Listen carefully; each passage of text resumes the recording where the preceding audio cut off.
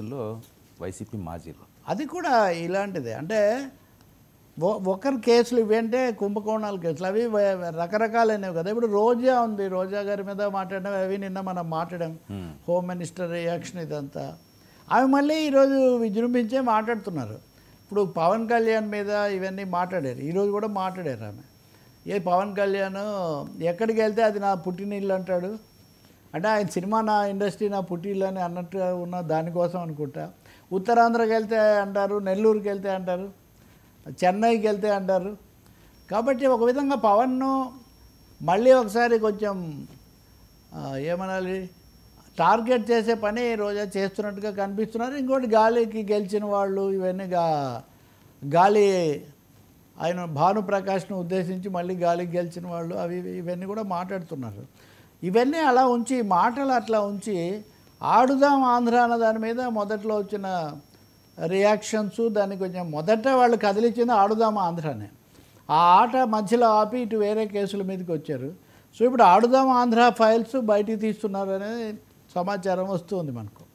ఇంకా అంబటి రాంబాబు, విడుదల రజని ఇలాంటి వాళ్ళు నిబంధనలు ధిక్కరించి జగన్తో పాటు సత్తెనపల్లి వెళ్ళారు. ఇవన్నీ జరగడానికి కారణమయ్యారని వాళ్ళకి టైం ఇచ్చి మరీ పిలిపిస్తున్నారు దర్యాప్తు కోసం. నల్లపరెడ్డి ప్రసన్న కుమార్ రెడ్డి ఆ వేముల ప్రశాంత్ రెడ్డి మీద చేసినటువంటి వ్యాఖ్యలకు గాను ఆయన మీద తీవ్రమైన చర్య ఇవి సెక్షన్స్ అవన్నీ కూడా పెట్టి ఆయన కూడా విచారణకు పిలుస్తూ ఉన్నారు. ఇంకా పేర్ని నాని మీద కేసు అట్లాగే ఉంది, ఆయన ఇప్పుడు కనిపించట్లేదు, ఆయన పరారీ అని కూడా కొంతమంది హెడ్డింగులు పెడుతున్నారు. చాలామందికి అవి అన్నారు. ఇప్పుడు మిథున్ రెడ్డిని కూడా అలాగే అన్నారు, ఆయన పరారీ కాలేదు, పొద్దున్న వచ్చి దొరికాడు. బట్ పేర్ని నాని మీద అంటే ఇలా నేను మీకు 4-5 పేర్లు ఇప్పుడు వరుసగా చెప్పా కదా. ఈ వైసీపీ నాయకులు చాలామంది ఉన్నారు. ఇది కాకుండా బిగ్ బాస్ అంటున్నారు. బిగ్ బాసులు, ఆ బిగ్ బాస్తో పాటు ఉన్నటువంటి లెఫ్టినెంట్ బాసులు ఇంకో 5-6 మంది ఉన్నారని. కాబట్టి వరుస కేసుల్లో వైసీపీ నాయకులను ఉక్కిరిబిక్కిరి చేయటం కొంతకాలం చేయాలి అనే ఒక నిర్ణయానికి మటుకు చంద్రబాబు నాయుడు, లోకేష్, కూటమి నాయకులు వచ్చినట్టు కనిపిస్తుంది.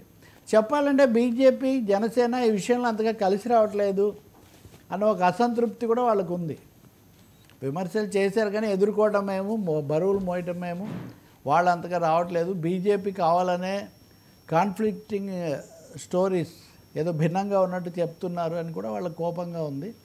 సో ఈ పరిస్థితుల్లో కూటమి లేదా తెలుగుదేశం అలా నిలబడడానికి ఒక ముఖ్యమైన అస్త్రం వైసీపీ మీద దాడి తీవ్రం చేయటమే అనే ఒక నిర్ధారణకు వచ్చినట్టు మటుకు స్పష్టమవుతుంది.